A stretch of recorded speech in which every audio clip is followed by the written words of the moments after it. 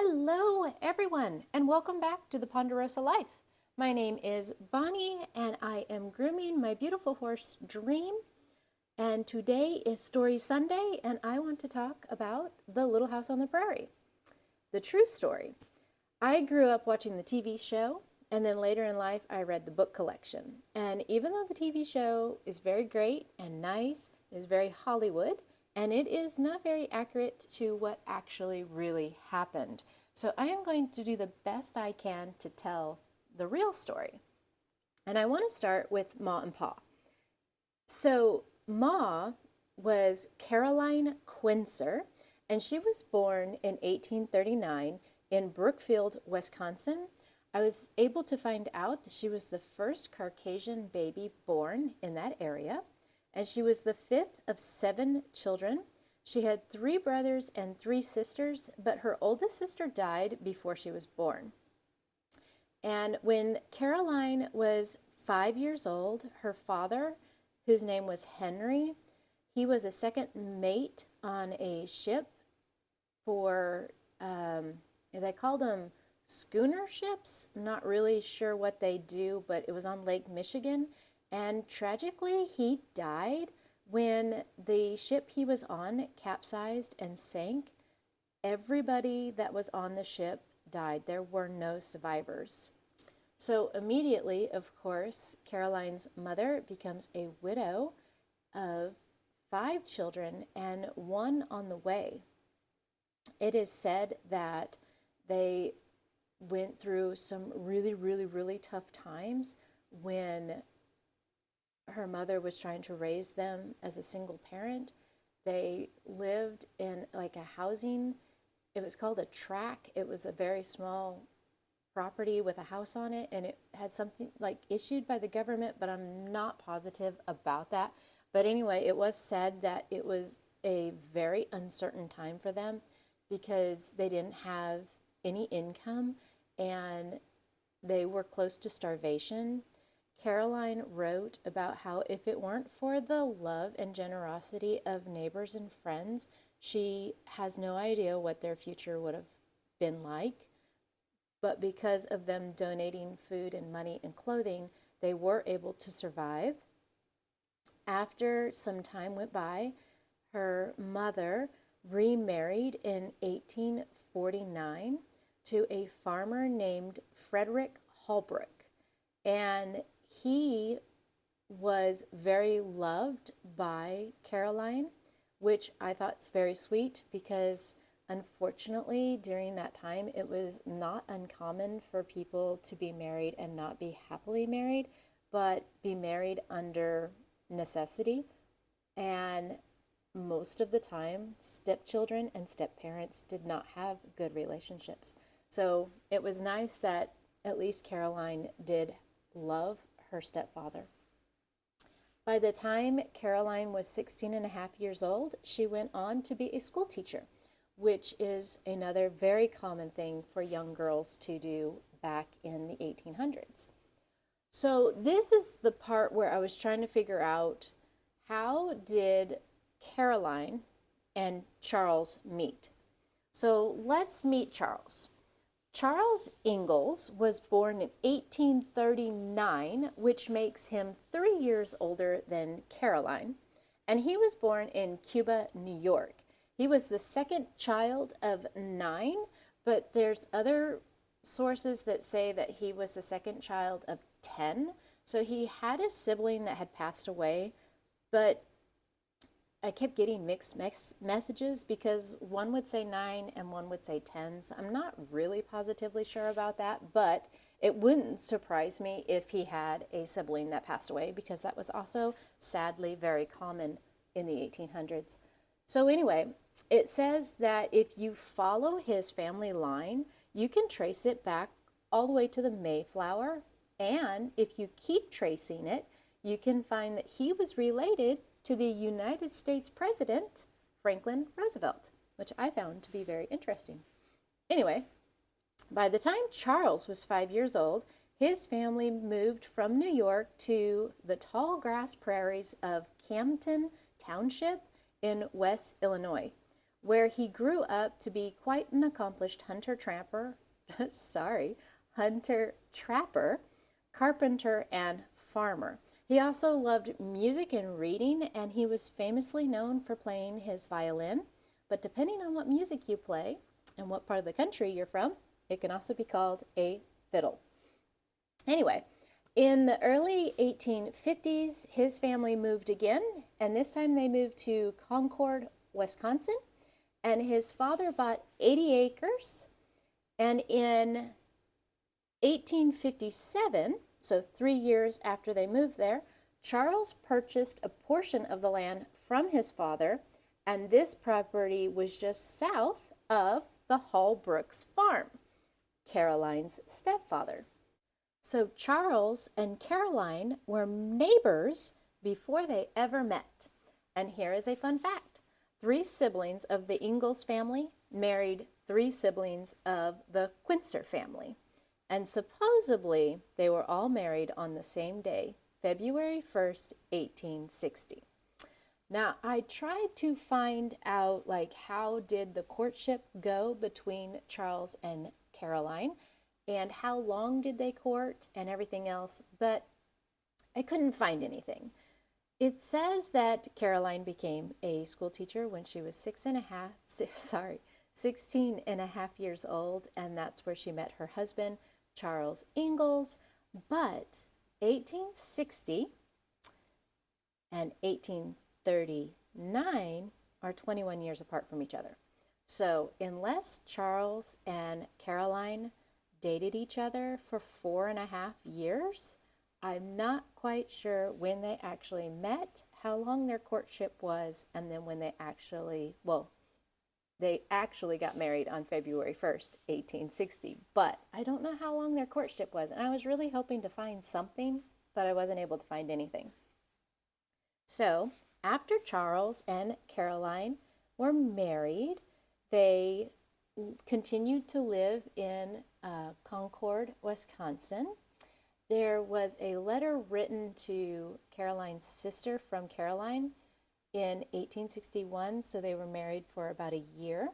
And Caroline wrote in the letter the details of the devastating scarlet fever that nearly killed their mother, and she wrote, "Mother is quite well at the present. 2 of her fingers on her left hand she cannot use much. She was of scarlet red from head to toe and of a burning heat. And when she began to get better, the skin came off all over her. She could peel it off in large pieces. She suffered much. You cannot imagine, nor can I describe how much." And that sounds horrific.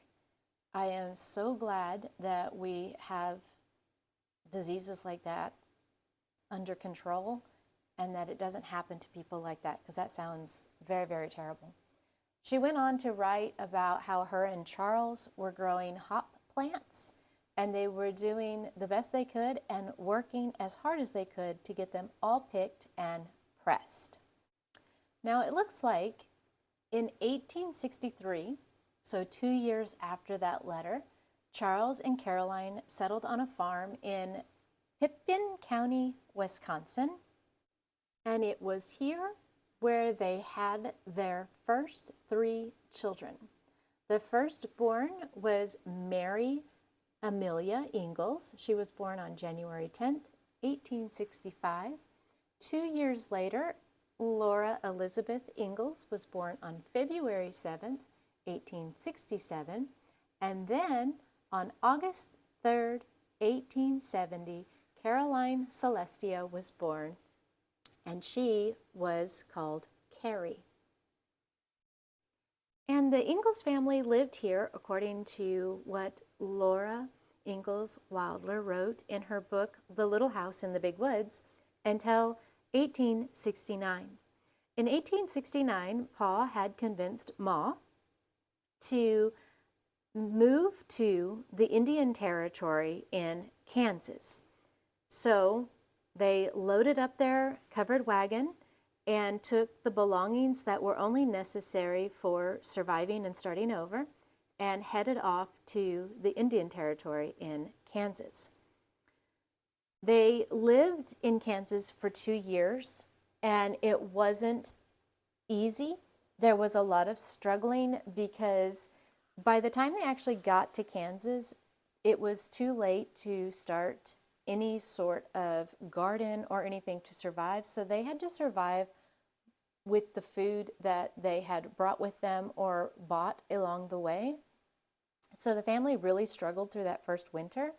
But then in the following spring, their cow had a baby and started producing milk, and they got some chickens and they grew a garden, and things were looking up until the war with the American military, which I don't know a lot about, and the Indians was getting to be a problem for settlers in the area.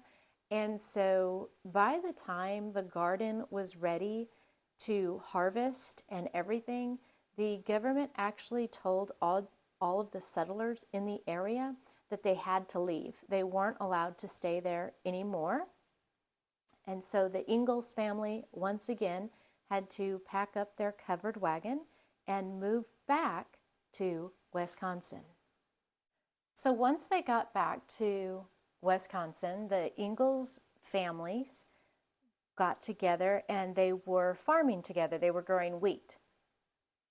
But by 1873, there was a disaster, and it was a grasshopper plague where the grasshoppers were so bad that they wiped out all of the farmers' wheat in the entire area. There was no farmer that was spared by the grasshopper plague.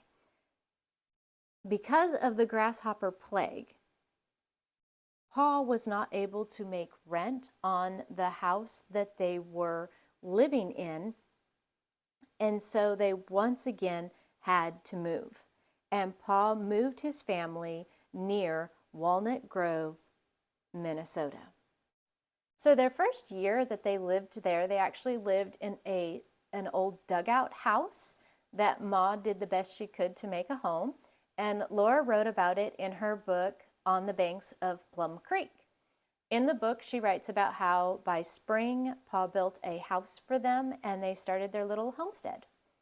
Then in 1875, Ma had given birth to Charles Frederick, who she named after her stepfather, and they called him Freddie.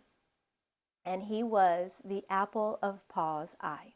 Laura wrote about how she was jealous of the baby Freddie in her book, On the Banks of Plum Creek, and in the book, By the Shores of Silver Lake. After being there and building their home and their little homestead, Paul began to grow wheat, but once again, he was plagued by the grasshoppers. Laura wrote about it in her book about how the grasshoppers would make a bright sunny day grow as dark as night. And it was the cause of the Ingalls to have to relocate once again. And they went to live with Paul's brother Peter and his wife in Zumbro Falls, Minnesota.